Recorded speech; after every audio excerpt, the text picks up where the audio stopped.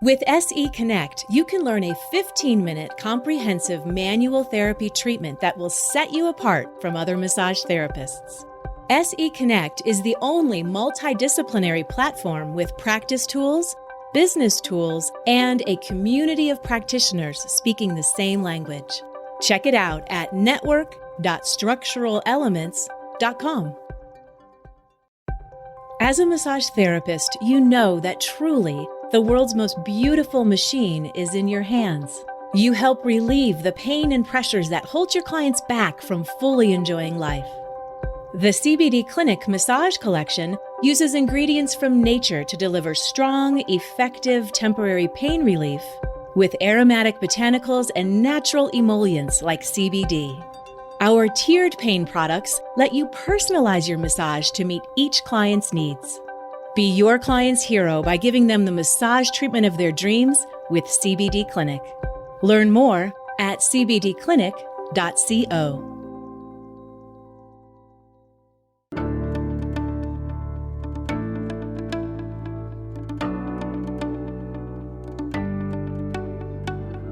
Welcome to the ABMP podcast. My name is Darren Buford. I'm editor-in-chief of Massage and Bodywork Magazine and senior director of communications for ABMP.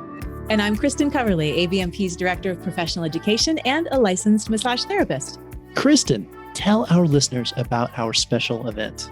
I'd love to. Listeners, I'm very excited to invite you to ABMP's Movie Night. Yes, Movie Night. On Tuesday, June 22nd, we're showing the documentary Touched, a Massage Story. The documentary's director, Chandler Tofa, and its subject, ABMP member Jonathan Grassi, will join us for a live Q&A session after the movie screening. So this is going to be really fun, and I hope you can join us. It's free for everyone in the profession, ABMP members and non-members.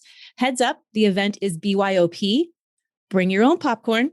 Learn more and reserve your seat at abmp.com/ce-socials. Our guest today is Eric Stephenson. Eric is a 20-year massage veteran and chief wellness officer for Elements Massage.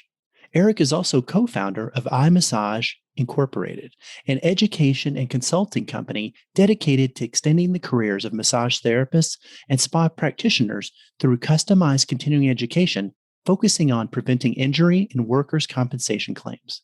His experience as an entrepreneur, consultant, and speaker in the wellness industry have taken him around the world. For more information, visit elementsmassage.com and imassageinc.com. Hello, Eric. Hello, Kristen. Hello, Darren, and hello, Kristen. Great to be here. Eric, thank you so much for coming back and being a repeat guest on the ABMP podcast. We're so happy you're here.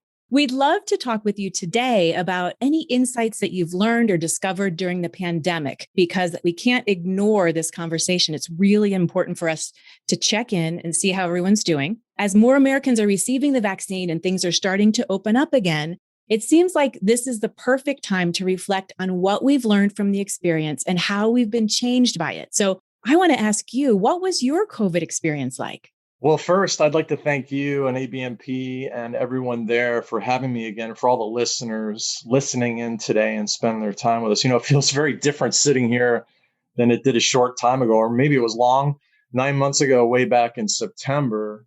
So the first thing I'd like to do before I answer your question directly is just say hello to everyone out there and give a huge, and I mean a huge shout out to everyone worldwide in the massage and spa profession for helping people manage incredible stress during this crazy, uncertain time that we have gone through. And they've done it with such grace. And, you know, it's really had massive impact. And I mentioned that on the last podcast that you had me on. And I really want to say that again, because we need to celebrate that and we need to remember that.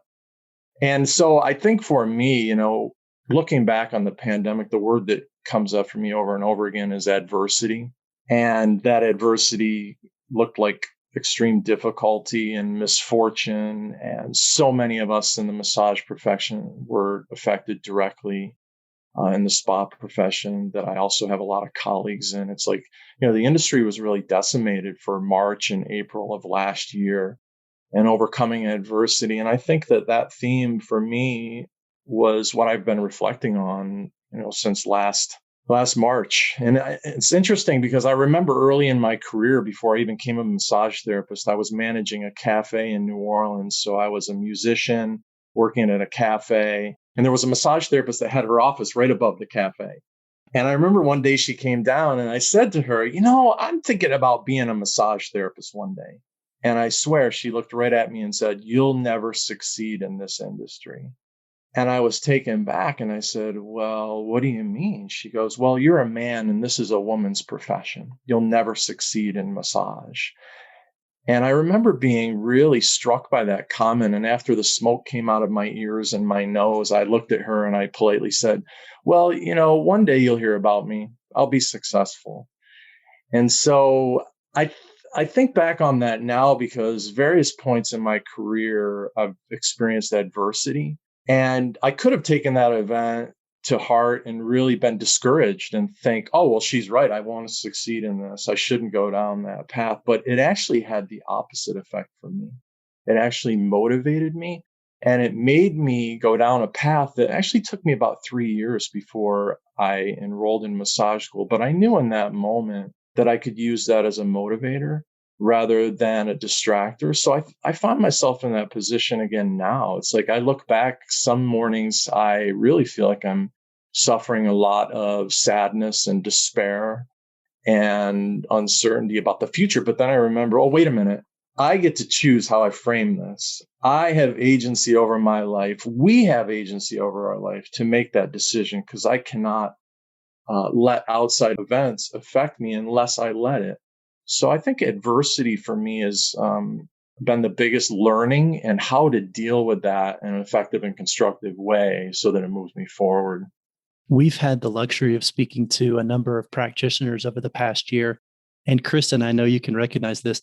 For many massage therapists, there's been defining moments when people have told them that they can't do this, they won't do well at it, they won't succeed. And it's been this moment where the light bulb, the switch went on, and they became more motivated than ever. So I love hearing that story, Eric. You just add to other practitioners too. Yeah, and defining moment really is such a fantastic way to frame it up. And if anyone out there is listening, and they are discouraged, hopefully they can take hold of what we're saying and ask themselves the question, is there a possible way to reframe this? Can I use this as a motivator? Could I look back on this and say, this was a moment when I changed my mind about how I'm going to view people's external opinions or events or circumstances, and turn it, my way? Let's take a short break to hear a word from our sponsors. Anatomy Trains is happy to announce our return to the Dissection Lab in person, January 10th to the 14th, 2022, at the Laboratory of Anatomical Enlightenment in Boulder, Colorado. We are thrilled to be back in the lab with Anatomy Trains author Tom Myers and master dissector Todd Garcia. Join students from around the world and from all types of manual, movement, and fitness professions to explore the real human form, not the images you get from books. This is an exclusive invitation. Email info@anatomytrains.com if you'd like to join us in the lab. ABMP members get 20% off the list price on all Handspring Publishing titles, including Oncology Massage, an integrative approach to cancer care by Janet Penny and Rebecca Sturgeon, which includes a chapter on cancer and emotional health. Visit handspringpublishing.com to learn about these and other books. ABMP members visit abmp.com/discounts to access your discount code and save 20% on all list prices with free shipping to US and UK addresses. Find your next favorite book at handspringpublishing.com. Now let's get back to the podcast. Eric, people were challenged in so many ways during the pandemic. How did you maintain your own mental health through this? Well, I drank a lot of coffee and ate a lot of tacos. That helped a lot. But in all honesty, it was very, very strange for me at the beginning of the pandemic. Someone who was traveling the majority of the year, always on the go, always in airplanes, always in hotels, always teaching workshops or out on the road somewhere, to all of a sudden be at a standstill. And so, to be at that standstill and really ask myself, like, how am I going to deal with this? Because I can't distract myself. I can't move. I don't have any freedom to do what I normally would do. So One of the ways that I really found was necessary to take care of my mental health and sort of preserve my sanity was to get in community fast. So I think I mentioned on the last podcast that I was living alone for the first 2 months of the pandemic, like probably again, many listeners were. And after about 2 months, I really noticed that, the effects of isolation were setting in. So I asked myself, what's within my control here? And I literally packed up my belongings and left the home that I was living in and went to Pandemic with Friends in Pennsylvania. I knew the importance of social support. I knew that I was an extrovert. I knew that I was going to end up suffering. And I knew at the time that this was not going to end anytime soon. So I packed everything up and I went for social support. I found such support and love from my group of friends. And I found a place where I could feel healthy. And, I think that social support for me was probably the biggest piece of it. I will say that I started following some neuroscientists very closely, and I'll probably talk a lot about that today because one of the things that really helped me during the pandemic was to figure out that if I was going to work with my brain, I needed to learn how my brain worked. And there was a lot of great tools out there during the pandemic because, of course, so many experts took to Instagram and Facebook and social media channels to share some of these. So I started following a couple of neuroscientists, and that really helped me to understand what was happening with the stress response, what was happening in my brain, and then some effective strategies that I really could employ to help. Eric, what tips do you have for massage therapists who may just be coming to terms or gaining awareness of how the pandemic may have impacted their own mental health? This is a great question because I think that those waves of awareness come in at various times, and you may think you're doing fine, and then all of a sudden one day you experience a setback. So healing is never a trajectory straight up. We know that it goes up and down. We see that every day with our clients as well. But I have two main tips, and again, just to sort of go back to keeping it real and keeping it within some strategies that you can immediately employ. I follow Dr. Andrew Huberman. And he's a neuroscientist. So he talks a lot about this technique called the physiological sigh. And I'd like to actually do that with you both and with the listeners here because it's so simple and it's so effective, but it's grounded in evidence-based research. And so what it is if you find yourself in a stress response, or you're really finding yourself in a place where, wow, my thinking isn't right, or I'm feeling some anxiety, you can do this physiological sigh, and it's actually hardwired into the neurons of your brain. So it sort of goes like this. You take a big inhalation, and then you take another inhalation, and then a big exhalation. So let's try that again. You take a big inhalation, and another inhalation, and then a big exhalation. And you want to make sure that exhalation is twice as long as your inhalation. So what this really does is it downregulates your autonomic nervous system, and it sends a signal to your amygdala to quiet down. And it takes somewhere between probably 45 to 60 seconds, if I understand his reasoning behind it. But it puts you into a state of calm. And this is important because if you're trying to downregulate your nervous system and get out of that fight or flight, many times people say, well, you can do yoga and you can do meditation. Well, that's of course true, but you can't do that in the moment when someone's standing in front of you, or you're in traffic and you're stressed out. So I love the physiological sigh. The other thing that I really like about sort of down regulating and some tips that I would give the therapists out there is this concept of quieting yourself and meditating. And right before the pandemic started, I had hit a wall and knew that I needed to make meditation a real part of my life. And I think I'd been fooling myself a little bit. I'd been meditating here and there, but it wasn't a non-negotiable practice. So meditation really became a non-negotiable practice. And there is a fabulous neuroscientist. His name's Dr. Judd Brewer. And maybe we can include some of these in the show notes too, for reference for your listeners. But he talks about meditation. He's done extensive research on what happens in your brain when you simply just quiet yourself and get curious. And his methodology of just quieting yourself and becoming curious about the sensations in your body, the sensations in the room, he's actually shown that it quiets down the part of your brain that ruminates, that causes anxiety. And there's a really great clip demonstrating this in real time from a past 60 Minutes episode where he hooks Anderson Cooper from CNN up to some electrodes. And he shows what happens when Anderson thinks about stress in his life. You can see the part of his brain called the posterior cingulate light up.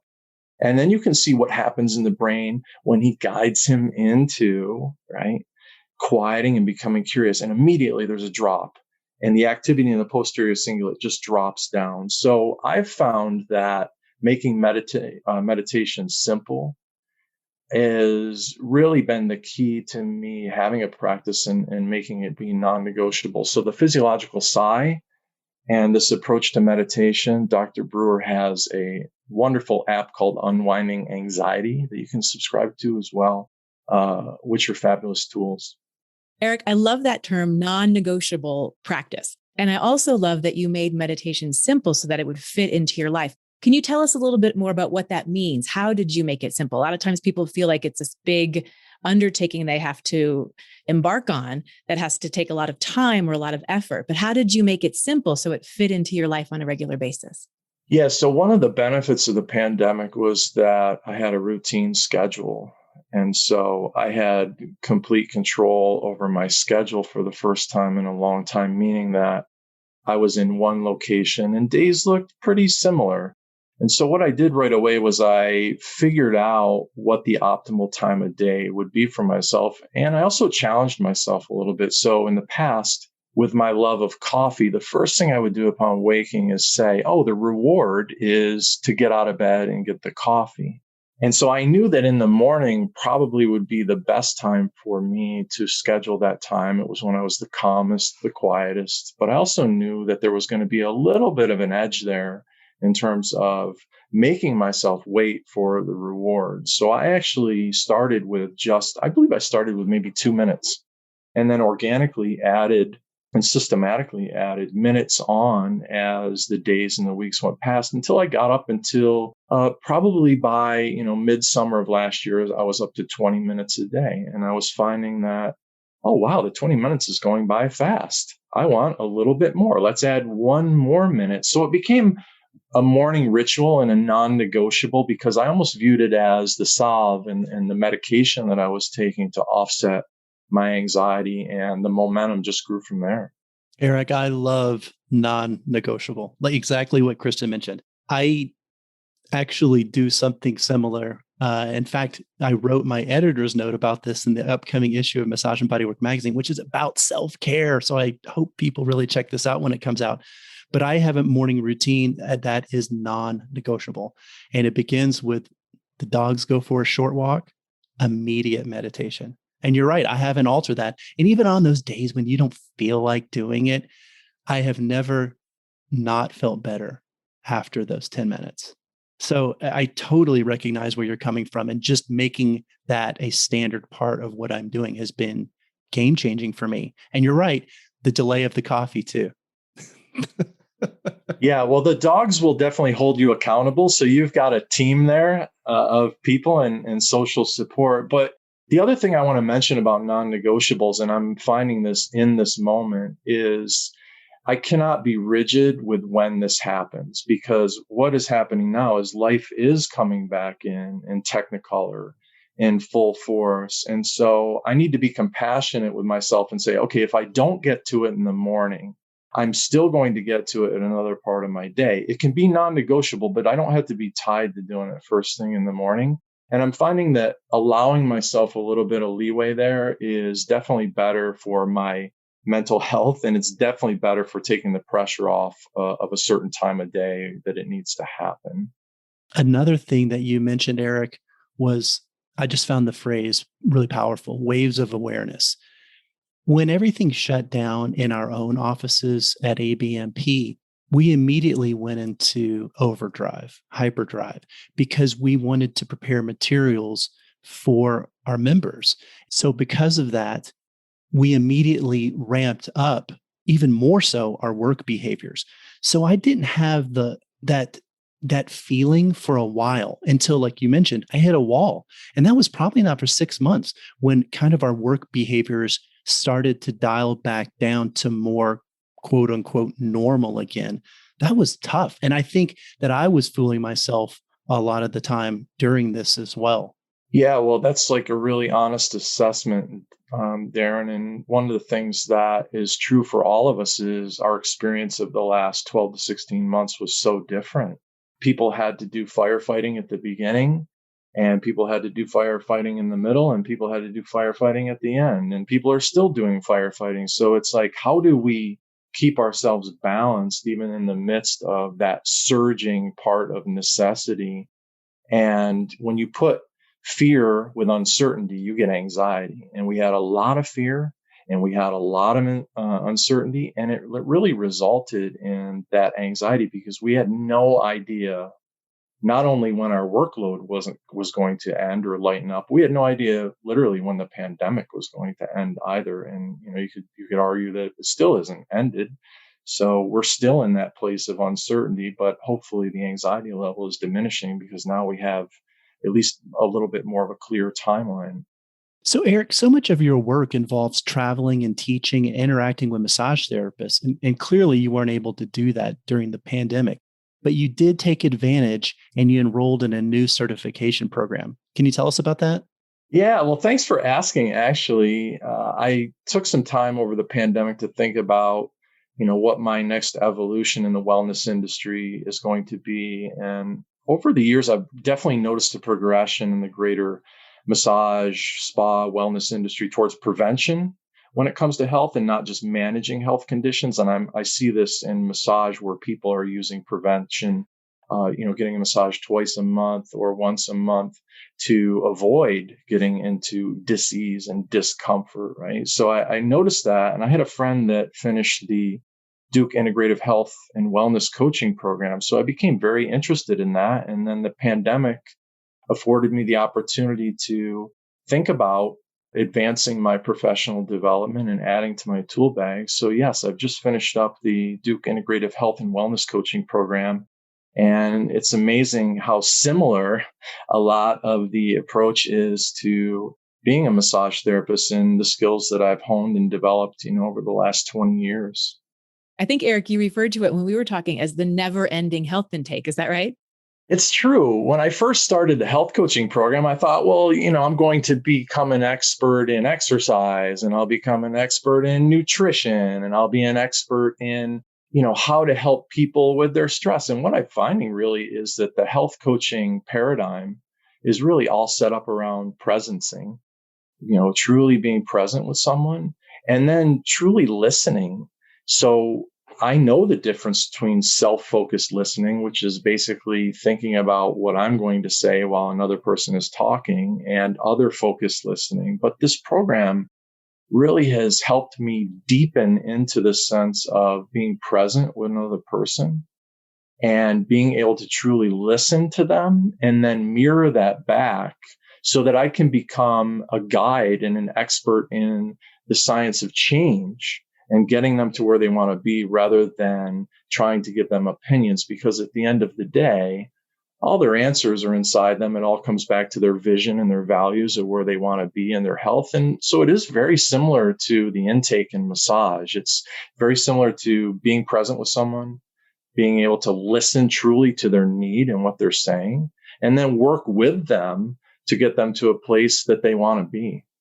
Eric, everything you're saying, I am completely resonating with, and I would love to bring that into my own practice. And I am absolutely sure that our massage and bodywork listeners are feeling the same. How do you think you'll blend this new health and wellness coaching certification with your own massage and bodywork practice and trainings? Great question, and one that I'm literally thinking about in the moment. This is something that I've thought about for a long time. Most of my focus for the last 20 years has been training massage therapists, working with massage therapists, working with clinic owners, working with studio owners, working with large spas that have hundreds of therapists on their staff, consulting with large wellness entities. And so I really have a desire to work with the general public now and to bring that awareness that I've incubated in massage, specifically in wellness, and now bring that out into the general public and really teach people ultimately how to work with stress and anxiety by downregulating their nervous system and leading more drama-free lives. I see the amount of suffering that people have in their personal and professional life. And I've learned so many wellness gems from teachers and from therapists and from really great mentors over the years. And I feel like that has served me well and the people that I've served well within the community of the massage industry. But now I want to sort of bring that out into mainstream and teach workshops about health and wellness that really speak to everything that I've learned in the industry and now share that with a larger audience. Speaking of teaching, we know that you're back on the road and teaching again. What's it like to be back and working in a hands-on classroom? Yes, so it is true. I'm back on the road. And as a musician, it's been interesting following some of my artists and bands that I love on social media because they've been, literally sequestered for the last 15 months, unable to perform. So I know that some of them are back out doing it. And at the end of the day, I did teach a workshop for the first time a few weeks ago. And I'll admit, the first 20 minutes, I asked for a lot of compassion from the audience. And I knew that I needed some WD-40 to get the squeaky wheels clean.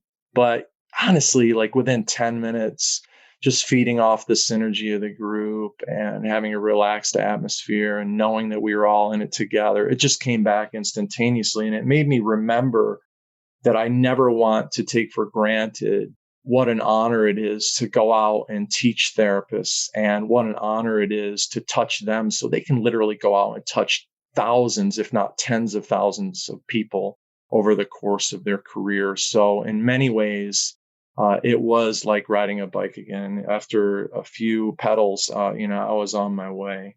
What are the Elements massage studio owners and some of the other clients you work with asking you to teach right now? At first, a lot of it really centered on, my teams are getting back up to strength, and I'd love for you to come in and teach them some of the foundational concepts that I've really built my whole brand around, which is being present with other human beings, being present with yourself, using really good body mechanics and ergonomics so that you're not hurting yourself or the person underneath your hands. Coming back to this idea of professionalism and how important it is to make sure that all the soft skills are there as well as your techniques, because those are as important, if not more important, in terms of the therapeutic outcomes that you're going to get from your massage. So a lot of the requests had been around getting teams back up to strength, especially those that haven't been doing, say, 15 or 20 massages for the past 6 months. It's amazing how fast your strength can dissipate. And then the other big part of it too is, of course, the mental health piece. And I really put a lot of this research and a lot of this evidence-based stuff that I've learned in terms of strategy and neuroscience and understanding the brain into my workshops so that at the end of the day, therapists can use their critical thinking skills and really combine that into their approach of giving really high quality massage and body work. Kind of like a re-entry 101 almost, uncovering all the physical and emotional aspects that we need to strengthen to bring ourselves back up to speed, right? That's exactly right. And, it's really a celebration. I mean, it's a celebration in getting out there and saying, look, we need to look back and celebrate what we've just come through. I mean, if you remember early on, we didn't even know if massage was going to exist in the world. And so to look back and say, yes, since this late spring of last year, we've been able to practice massage safely and effectively, following guidelines, following enhanced safety and sanitation protocols. We made that happen, and we need to celebrate that. So it's super cool. At Elements Massage this summer, we're doing a summer celebration. So we're going to recognize, all the brand's massage therapists, and we're going to actually give away $25,000 worth of prizes and have appreciation events all summer long. And so this is just a concrete way of saying, thank you. We appreciate you. We know all the work that you've done. And that goes to the whole team, the owners, the managers, the whole entire team that is in an Element studio. And we're going to give away $10,000 to a grand prize winner at the end of the summer, which is really super exciting. So appreciation is a big hallmark too. I love that. Speaking of appreciation, we appreciate everything you've already shared with us and our podcast listeners today. But I want to give you space to share a final thought with our massage and bodywork community. Is there anything you'd like to leave us with today? Yeah, I think I'd really like to leave us with the fact that, we have to think about this past year in sort of a mosaic, right? So literally this mosaic in my life, being a 52-year-old man is a small percentage of my life, 2% or maybe a little bit more than that. But it's really up to me to figure out what sort of impact this past year is going to have and how I'm going to frame it up going forward and make it part of the mosaic of the next stage in my life. So, I think that social support going forward is so, so crucial. It's the idea that the single biggest predictor of our happiness, according to Sean Acor from Harvard, is our social support network. So it's like, how do we tap into that now after being absent from that in so many ways over the last year? And then how do we really go out into the world now, in a world where people are starving for touch, for connection, for clarity, and ultimately for kindness? And remember that we make over 600 decisions every single day. And probably the most important one we can make is to be kind. That is a beautiful sentiment in the podcast today. I want to thank our guest, Eric Stephenson. To find out more information about Elements Massage, visit elementsmassage.com. And to find out more information about Eric, visit imassageinc.com. That's imassageinc.com. Listeners, like what you're hearing on the ABMP podcast, leave us a review on Apple Podcasts, Spotify, Google Podcasts, and wherever you listen. You'll help us reach more people in the massage and bodywork community. Thanks, Eric, and thanks, Kristen. Eric, thank you for everything you shared with us today. We appreciate it. It's my pleasure. And thanks everyone for listening out there, and keep up the great work. Members are loving ABMP 5-Minute Muscles and ABMP Pocket Pathology, 2 quick reference web apps included with ABMP membership. ABMP 5-Minute Muscles delivers muscle-specific palpation and technique videos, plus origins, insertions, and actions for the 83 muscles most commonly addressed by bodyworkers. ABMP Pocket Pathology, created in conjunction with Ruth Werner, puts key information for nearly 200 common pathologies at your fingertips and provides the knowledge you need to help you make informed treatment decisions. Start learning today. ABMP members log in at abmp.com and look for the links in the featured benefits section of your member homepage. Not a member? Learn about these exciting member benefits at abmp.com/more.